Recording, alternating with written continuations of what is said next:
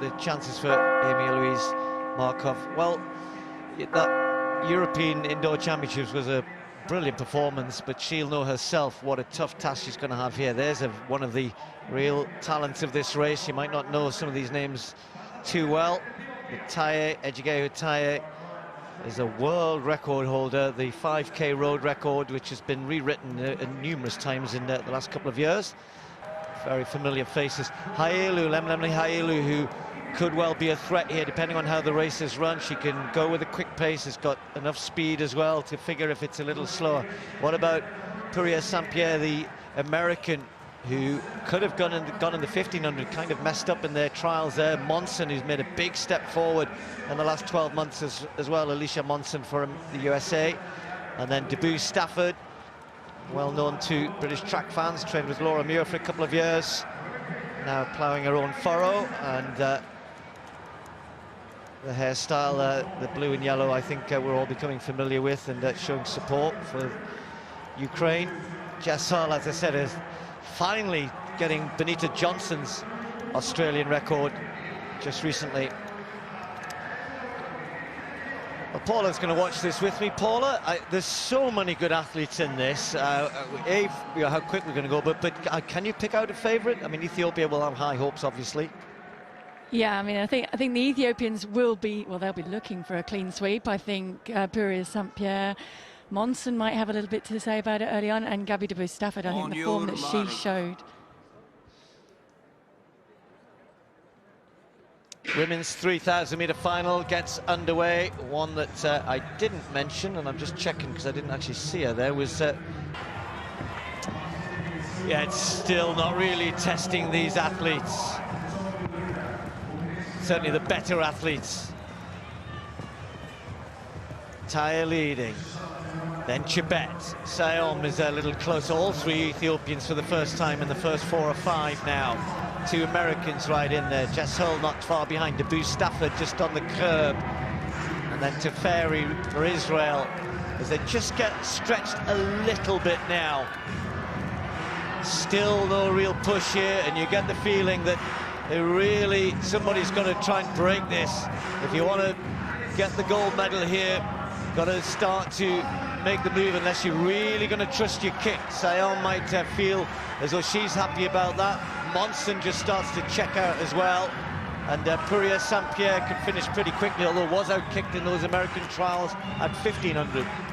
Yeah, whether she was out-kicked or whether she just eased off a little bit too soon there, but certainly she said afterwards that that being out-dipped for her favoured event of the 1,500 metres gave her a little bit more fire and gave her a lot more determination to come here and to perform well, and she's keeping herself within range of being able to cover it at the moment, and this suits her because 3,000 metres she would ideally have wanted the 1,500 metres, so the slower it goes and then it comes down to a faster finish. It's playing into the hands of Saint-Pierre.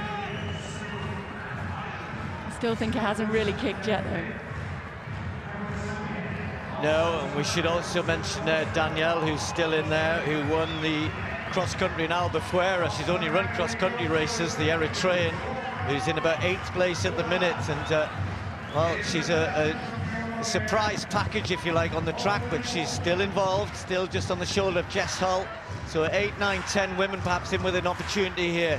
And Sayom just feels as though she needs to get closer and start moving things. Ahailu, in fact, it is who's gone to the front. Taye Sayom right next to her, so Ethiopia now 1, 2, 3.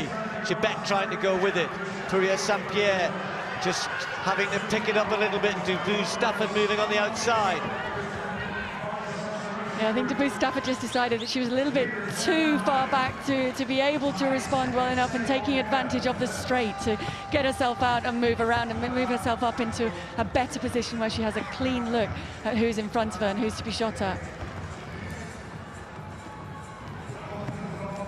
2 laps to go. How's your nerves? Can you hold your nerve? Can you time it right? Puria Saint-Pierre went on the inside, and then thankfully for her, has just found things move up a little bit, but she might just get a little boxed as a gap begins to appear for the first time between the top 5 and that chasing group behind, and it's 3 Ethiopians in the front at the moment. Hailu, Taye and Sayom, and we're going to take the bell here, but look at Debut Stafford And Puriya St-Pierre have got a great opportunity here to get amongst the Ethiopians. This is a big push. Hailu trying to kick hard and trying to kick away. A little look behind to see where everyone is, and it's the American who's going to have the danger here. And then pushing hard behind her. Taye trying to attack as well, but it's Puriya St-Pierre with a chance to try and get goal from Hailu, but she kicks away again. Another look from Hailu, says, I've got this. It's goal for Ethiopia. Silver for USA. Taye takes the bronze. It's Siam who's run out. And Deboo Stafford just finishes ahead of her for fourth. Well, Hailu, I've said, has got that ability to just finish strong and finish quick. And I think we said right at the beginning, if it's a slower race, it will suit her. And Puriya St-Pierre, I think, vindicated in the sense of the 3,000 is the good choice, the right choice for her, winning a world medal, silver for the USA, and Taye winning a well-earned bronze for Ethiopia as well. I think we all thought Sayo might be the one that would win it for Ethiopia, but indeed it's Lemlem Hailu. Yeah, I have to confess I did have Hailu down as my third of the Ethiopian girls there, but she turned it on its head, and Siam actually cracked probably right at the beginning of that final lap and wasn't able to quite go with it, not surprisingly given it's 29.6 last lap, 2:42 final kilometre, and I think that's what did the damage, because it was a wind up and then a very, very quick final lap, and Puriya St-Pierre, a lot of frustration and anger probably at herself for the mistakes that she made in the US trials, but she certainly put it right there. She kept herself in the right position to be able to react, and I don't think, had she been in any better position, she couldn't have beaten Hailu there tonight, the way that race was run. I think she's requesting a drink of water, because it's whenever you run indoors, it's a bit of a throat burner. And with a hard finish like that, but her 1,500-metre speed stood her in great stead there, as indeed it did for Puriya St-Pierre. So Ethiopia once again take the gold medal in the women's 3,000 metres. Taye the bronze. A very good run from her as well. So that's been a pretty good 2-3 months. A world record on the roads at 5K. And a bronze medal in the 3,000 metres. Deboo Stafford looked strong at this point, didn't she, in there? But it was Puriya St-Pierre who just managed to push herself into that top three, and Deboo Stafford just ran out of legs. Yeah, I think it was just that little bit of a, not a bump, but just she lost the position and the line that she was going for coming into that final lap, because Puriya St-Pierre took it, and she had every right to take it because she was in a better position to be able to respond to that. So maybe a little bit of race sharpness, but then coming down to in 1,500 metres when they're both right, maybe Puriya St-Pierre does have a little bit of an edge over Deboo Stafford.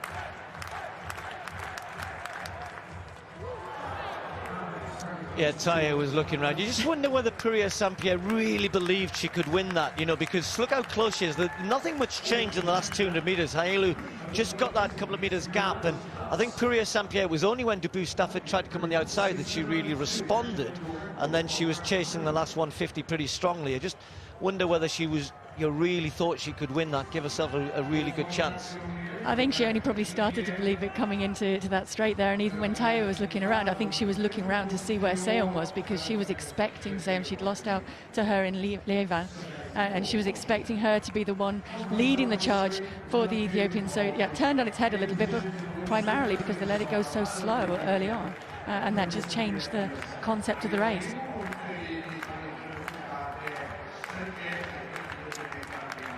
So the official results, a season's best, that won't really matter too much to her. That's 8:41.82, the winning time for Lemlem Hailu, Ethiopia once again taking the time. Gudas Sege is closing in on a seemingly elusive gold. Olympic bronze last year over the 5,000, a 1,500-metre bronze in Doha. She's miles clear, and Baye in second, Mashesha in third. Try as she might, Josette Norris cannot close the gap.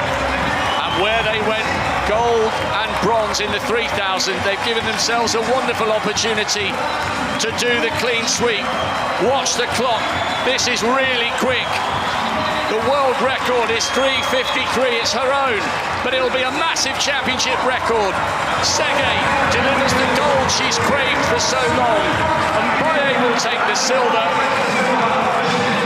And Mashesha, a brilliant bronze. Wow. They said they came here for the clean sweep, and this time they have delivered. Straight to the front, right at the start. The world record holder, the world leader, at last claims a global gold. Sergei was in a class of her own there, and even her teammates couldn't live with her searing pace and ambition. What a show there from the Ethiopian women. Aksumawit Mbaye and Hiru Mashesha working really well to get that silver and bronze medal for the Ethiopian team. Guraf Sergei just executed exactly what she... ኃይልን of Ethiopia, Wilson in 2. Bissett 4. Goyle in 5. Nakai in 6. Those are fastest on paper, but can they convert that into a championship medal? Great to see an 8-person final if they can stay on their feet. Natoya Goule, so used to going out fast, not always getting it right, but Natoya Goule has got better year on year at pacing her races, and the young Jamaican is taking up the early running. One of the smallest athletes in the field, and she's got perhaps the second smallest, Nakai, just behind her for company. Quite a lot of bumping and barging early on there. Bissett got a shove in the back, and so too Butterworth, the Canadian, and they're tightly bunched, but this is sensible running by Natoya Goule out front. Could she finally overcome the nerves that has threatened to dominate her career come the big finals? Good positioning at the moment from the Ethiopian ኃይልን, and no move yet from Archie Wilson. The American just needs to make sure she doesn't remain boxed in at the halfway stage. 59.3, it's sharp. 59.3, this could well go sub 2 here. These women can kick off 59.3. Natoya Goule is doing a really good job of stretching this field out. I feel like she's lifting the pace. You can see Nakai there of Uganda on the inside, the world outdoor champion. She's been out of sorts since then. She ran a national record a few weeks ago, over 800, but Natoya Goule is still in the lead. Could she go gun to tape? Here comes Arjay Wilson. Arjay Wilson of America. She kicked hard and well in her heat yesterday, and she's employed the same tactics here. Arjay Wilson, she's opened up a gap already. What a deceptive turn of speed. Nobody can live with her. Nakai trying to go now, but has she missed the break? Has Arjay Wilson paced this correctly? Could she finally convert her 2 silver medals into a gold for USA? It looks like a sure thing. Arjay Wilson stretching away down the track.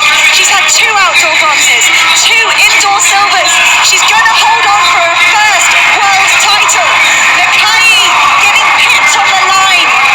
She went for gold, the Ugandan. ኃይልን of Ethiopia, I think intentionally just overhauling her on the line. But Arjay Wilson, we know she can run tactically well. We know. Employed the same tactics here. Arjay Wilson, she's opened up a gap already. What a deceptive turn of speed. Nobody can live with her. Nakai trying to go now, but has she missed the break? Has Arjay Wilson paced this correctly? Can she finally convert her 2 silver medals into a gold for USA? It looks like a sure thing. Arjay Wilson stretching away down the track. She's had 2 outdoor bronzes, 2 indoor silvers. She's going to hold on for her first world. It looks like a sure thing. Arjay Wilson stretching away down the track. She's had 2 outdoor bronzes, 2 indoor silvers. She's going to hold on for her first world title. Nakai getting... የተወደዳችሁ የክርስቶስ ቤተሰቦች እኛ እውነተኛ ክርስቲያን ሆነን መገኘትም አባቶቻችን ክርስቲያን ሳይሆኑ ክርስቲያኑ ነው ካህኑ ነው ክህነት ተቀብለው ቅስና ተቀብለው ምንኩስና ተቀብለው ጵጵስና ተቀብለው የሚኖሩ አባቶች አሉ። እውነት ግን አይደሉም። እውነት ግን አይደሉም። እውነት ግን አይደሉም። ለህዝቡ የማይጠቅሙ ለቤተ ክርስቲያን የማይጠቅሙ ሰዎች ናቸው በዙሪያችን ከበውን ያሉ። እንሰማቸዋለን። እንዲህ ስላችሁ ግን እውነተኛ የሉም ማለት አይደለም። እውነተኞቹ አሉ። ታፍነው ነው የሚኖሩት። በሚዲያ አቀርቧቸው። የነሱ ነው ሚዲያው፣ የነሱ የውሸተኞቹ የጋዜጠኞቹ የመንግስቶቹ ናቸው። መሪነን የሚሉት የአፈቀላጤዎቹ፣ አፈጮሌዎቹ፣ አጭበርባሪዎቹ፣ አስመሳዮቹ የነሱ ናት ሚዲያው። ለነሱ ነው እንጂ ለእውነተኞቹ የለም። የእውነተኞቹ አባቶቻችን የሚገለጥበት ጊዜ ስለደረሰ ነቅታችሁ ጸልዩ። ምናልባት አሁን ይሄን ልቀባጥር አይደለም የመጣሁት። እውነተኛ ኢትዮጵያን በልባችን የምናምን ሰዎች ኢትዮጵያን የምናውቅ ሰዎች ካላችሁ ህሊናችሁ ይነግራችኋል። እኔ አልነግራችሁም፣ ህሊናችሁ ይነግራችኋል።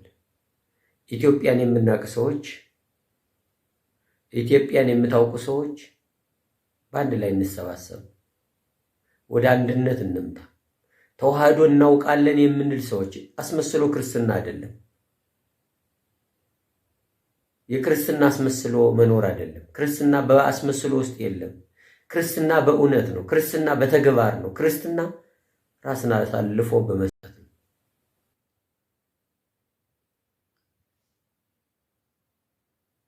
የአዳም ልጅ ያላወቀው ነገር አለ። በተለይ እኛ ኢትዮጵያውያን፣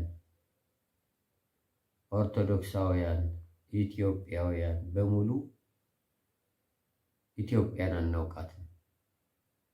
እንኖርባታለን ግን አናውቃትም። የኢትዮጵያ ባንዲራ እንኳን ብዙዎቹ እንደሌላው ዓለም ወይም እንደለበሱት ጨርቅ አድርገው ይመለከቱታል። ስለማናውቃት ነው። ምልክቱ አስመስሎ የተጻፈ ወረቀት ጨርቅ ሊኖር ይችላል። ባንዲራዋን የመሰለ የተመሳሰለ ጨርቅ ወይም አረንጓዴ፣ ቢጫ፣ ቀይ የሆነ ጨርቅ ሰዎች ሲጽፉት ሲይዙት ስላዩ የኢትዮጵያ ባንዲራ እንደ ተራ ወይም እንደምንም አልቆጠሩትም፣ ወይም ደግሞ ኢትዮጵያን አያውቋት። ኢትዮጵያን መሪዎች ስልጣን ላይ ወጥተውባታል። አንዱን ከአንዱ ሲያጋጩበት ይኖራሉ። በቋንቋ በዘር ሲከፋፍሉ ይኖራሉ። የሃይማኖት አባቶቻችንም በጥቅም ተሰግስገው በዘር ተሰግስገው ቤተ ክርስቲያንን በብዙ ትውልድ እንድትተች፣ እንድትሰደብ፣ እንድትዋረድ አድርገዋታል። የብዙ ሃይማኖቶች መናኸሪያ ሆናለች ኢትዮጵያ። ምናልባት ምዕራባውያን በተለያየ ምክንያት ለብዙ ዓመታት ሰርተዋል። ኢትዮጵያን በስም በማጥፋት ታሪኳን በመንጠቅ መጻሕፍቶቿን በመደበላለቅ ታሪኳን በመቀየር ብዙ ስራ ሰርተዋል። ለዚህ ስራ ደግሞ ኢትዮጵያውያን ትልቁን ሚና ተጫውተውላቸዋል። ኢትዮጵያውያን ጸሐፊ፣ ኢትዮጵያውያን አዋቂ ነኝ ባዮች ሳያውቁ ያወቁ የሚመስላቸው ፕሮፌሰሮች፣ ዶክተሮች፣ ጸሐፊ ነን የተባሉ ወይም በፖለቲካው ያሉ ፖለቲካውን ተጠቅመው የሚጓዙ አንዳንድ ሰዎች የምዕራባውያን ዓላማ አሳኪ፣ ሐሳብ ቀያሪ ማርሽ ሆነው ኢትዮጵያን ሳያውቋት በገንዘብ ተታለው በአማረ ቪላ ቤት እየኖሩ በአማረ መኪናም እየሄዱ ኢትዮጵያን ስሟንም ታሪኳንም ማንነቷንም ሲቀይሩት ለዘመናት ቆይተዋል። የኢትዮጵያ ባንዲራም በቃ በተራ ነገር እንደ ምዕራባውያን እንደ አውሮፓውያን አውሮፓውያን ማነው አሜሪካ እንደሌሎቹ እንደ አረቡ ዓለም እንደነሱ ጨርቅ ባንዲራ እየሳሉ በእውነት የኛ መሪዎችም በስልጣን ላይ በወጡ ቁጥር የተለያየ ምክንያት በባንዲራዋ ላይ እያደረጉ ጭራሽ ያችንም ለማጥፋት በየክልል የተለያየ ባንዲራ አድርገው ክልልን ሀገራትን በክልል ከፋፍለው ለመገንጠል እንደነ ጅቡቲ እንደነ ኤርትራ ለመገንጠል እንዲያመቻቸው በክልል በቋንቋ በብሔር ግሩፕ ፈጥረው ኢትዮጵያ የምትባለውን ምድር ለምዕራባውያን ተላላኪ ሆነው ለመበታተን ኢትዮጵያውያን ትልቁን አስተዋጽኦ አድርገውላቸዋል። ለማን? ለምዕራባውያን፣ ለና አሜሪካ፣ ለኢሲያ፣ ለዚህ ለአረቡ ዓለም ትልቁን ስራ ሲሰሩ ቆይተዋል። ለዚህ ነው ኢትዮጵያን በዚህ 30 40 50 60 25 20 15 ያለው ትውልድ የዚህ ቆሻሻ ስራት ተካፋይ የዚህን ቆሻሻ ስራት አስፈጻሚ ሆኖ ኢትዮጵያን ሳውቃት ዛሬ ላይ የሚባላው የሚናከሰው በየቦታው እርስ በርሱ የሚዋደቀው አንዱን መከላከያ ለምንድን ነው የምትዋጋ ብለህ ስትለው ለሀገሬ ይላል። አንዱን በዛ ደግሞ አንዱን ስትይዘው ለምንድን ነው የምትዋጋ ለሀገሬ ይላል። ሁለቱም ኢትዮጵያውያን ናቸው። ለብዙ ምድር ከተዘረጋበት ጀምሮ የአዳም ልጆች በምድር ላይ ከተበተኑበት ቀን ጀምሮ ኢትዮጵያ ናት ምድሯም ያቺ የአዳም ልጆች የተነሱባት የተበተኑባት የነለ ልጆች ከኢትዮጵያ ምድር ነው ወደ ዓለም የተበተኑት። አንዳንዶቹ እንዲህ ነው ሲቀወጥሩ ያሉ ታሪኩ ስለተገለበጠባቸው ታሪኩ ተገልብጦ ስለተጻፈ የውሸት ታሪክ ስለያዙት ጸሐፊውም የውሸት ፍርፋሪ ፈላጊ ያንን ይዞ ወደ እውነት ውሸት ወደ እውነት ተቀይሮ እውነት መስሎ ቦታውን ይዞ ስላለ እውነት የኢትዮጵያ ባንዲራ እኮ በእውነት አይታችሁ ከሆነ በሰማይ የሚታይ ባንዲራ አለ። ሰማይ የሚታየውን እንግዲህ ማንም ዓለም ያውቃል። ያ ባንዲራ የአሜሪካ ባንዲራ አይደለም። ቀይ ሆኖ በቀይ ውስጥ ነጭ በዚያ ኮከብ ላይ ጠብጠብ ያለበት ነው እንዴ? የቻይና ነው? በቀይ ውስጥ ኮከብ ያለው ነው? የጃፓን ነው ወይስ በነጩ ውስጥ የሆነ ቀይ ምናምን ያለበት ነው? የእንግሊዝ ነው? የማን ነው ያለው? ያ ባንዲራ በሰማይ ይታያል። ምልክቱ የትኛው ነው? የሰላሙ ምልክት ባንዲራ የትኛው ነው? በሰማይ የሚታየው ከሰማይ ወደ መሬት ተክሎ የሚታየው የትኛው ባንዲራ ነው?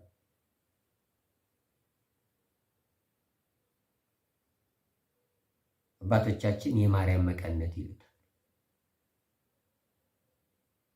አንዳንዶቹ እንዴ አረንጓዴ ቢጫ ቀይ ብቻ እኮ አይደለም ሰማያዊ ያለ ይላሉ። ከሰማይ ላይ መምጣቱን ነው የሚያሳየው። ሰማያዊው ከሰማይ ጀርባ ከሰማይ መውረዱን ነው ሰማያዊ በዚያ በኩል የሚታየው ሰማያዊ ለዚያ ነው። ሌላ ነው ከሰማይ መውረዱን ከሰማይ መሆኑን አመጣጡ ከሰማይ መሆኑን ነው። ያም ሆኖ የማን ባንዲራ አለ?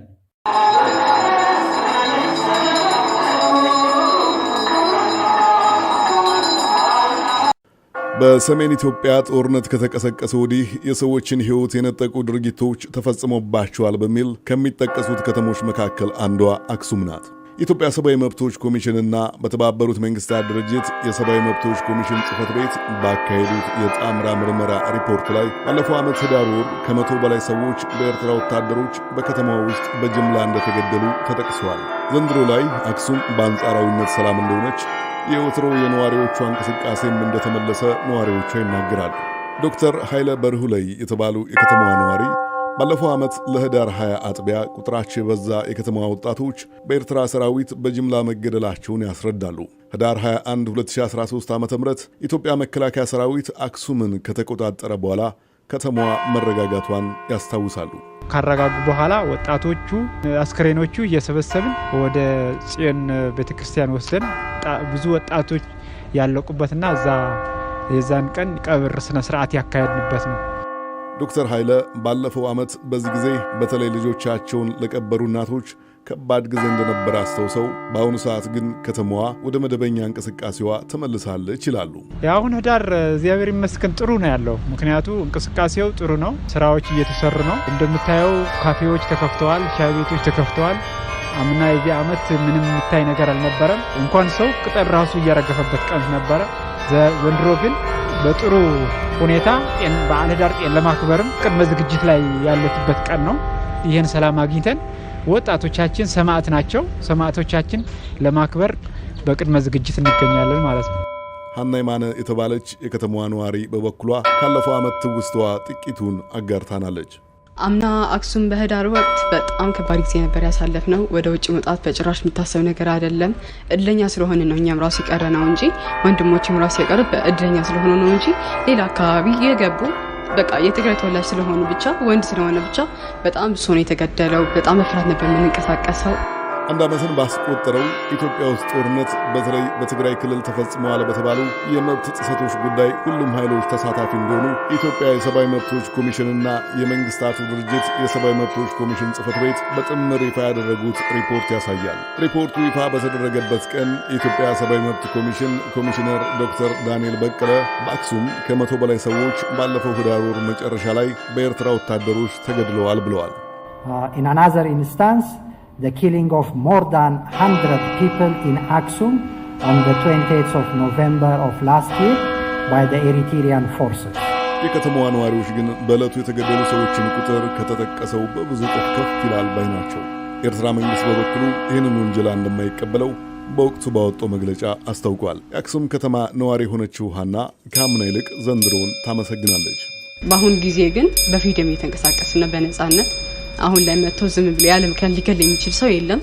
በሰላም ተንቺ ማድረው ያው ከተማውም ራሱ ራሳችን በራሳችን ነው የምንጠብቀው። በየሰፈሩ በራሳችን ነው የምንጠብቀው። የፈለግነው ስራም ሰርተን እንገባለን።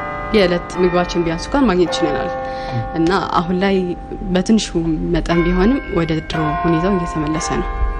የዛሬ ዓመት በአክሱም ከተማ ተፈጽሟል በተባለው የጅምላ ግድያ ተሳታፊ የሆኑ ሁሉ በሕግ መጠየቅ እንዳለባቸው የሚያሳስቡት ሌላው የከተማዋ ነዋሪ አቶ ፍጹም በላይ በበኩላቸው መሰል ሰላማዊ ሰዎች ላይ ያነጣጠሩ ድርጊቶች በማንም ላይ ዳግም ሊደርሱ አይገባም ይላሉ። ሌላው ዓለም ይህንን ግፍ እንዲደርስበት አንፈልግም። በእኛ የተፈጸመው ፍጻሜ ማለት ነው እና ይህንን ግፍ የፈጸሙ አካላቶችም ያስፈጸሙ በኢንተርናሽናል ሕግ ወይም ተጠያቂነታቸው እንዲኖር በወገኔ አስተያየት እሰጣለሁ ማለት ነው። አቶ ፍጹም ስለ ከተማዋ የአሁን ሁኔታም ይህንን ብለዋል። አሁን ከነበረው ችግር አክሱም ወጥታ በሰላማዊ መንገድ ላይ ትገኛለች። ጦርነት በአሁን በአክሱም ከተማ የለም። ያው በዓለም በሰላም እንደሚከበር ያው እንደምናየው ነው። ይህ ይመስላል የአክሱም ገጽታዋ አሁን ያለችበት ማለት ነው። ለወትሮው በዚህ ሰሞን የአክሱም ከተማ ከመላ ኢትዮጵያ በሚመጡ ምዕመናን የምትደምቅበት ሰዓት ነበረ። ከመላ ኢትዮጵያ ወደ ስፍራው በሚጓዙ በብዙ ሺህ የሚገመቱ የክርስትና እምነት አማኞች የሚታደሙበት በየዓመቱ ህዳር 21 የሚከበረው የአክሱም ጽዮን በዓል ዋና የድምቀቷ ምንጭ ነበረ። ዘንድሮ ግን ከሌላው ጊዜ በተለየ የተሳታፊዎች ቁጥር ቀንሶ እየተከበረ መሆኑን ባልደረባችን ሙሉጌታ አጽባ በዘገባው ላይ ጠቅሰዋል።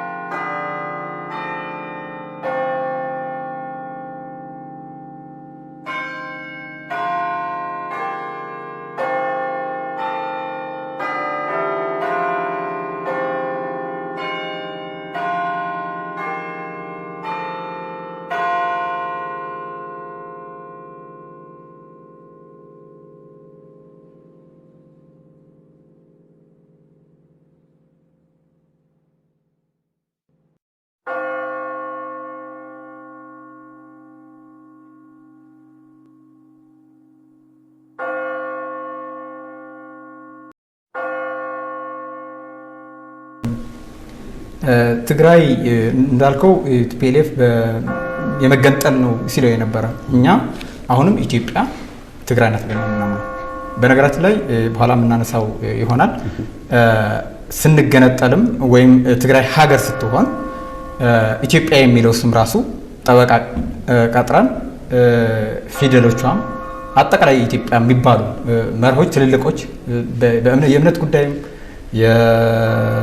የፊደል ጉዳይም አለን የስነ ጽሁፍም አጠቃላይ ሁሉም ስለ ኢትዮጵያ የሚለው ስም መሰረቱ አክሱም ነው ብለን ጠበቃ የምንቀጥራቸው ቀጥረን እናስመልሳቸው ኢትዮጵያ የሚለው ስም ለትግራይ ነው የሚገባ የሚልም አቋም ስላለን ባንዲራውን ጭምርም አረንጓዴ ቀይ ቢጫ የሚለው አረንጓዴም የአፄ ዮሐንስ የትግራይ ነው ብለን የምናምነው እነዚህ አጠቃላይ የትግራይ ሁሉም እሴቶች በህጋዊ መሰረት ባለቤትነቱ የትግራይ ናቸው ብለን የምናምነው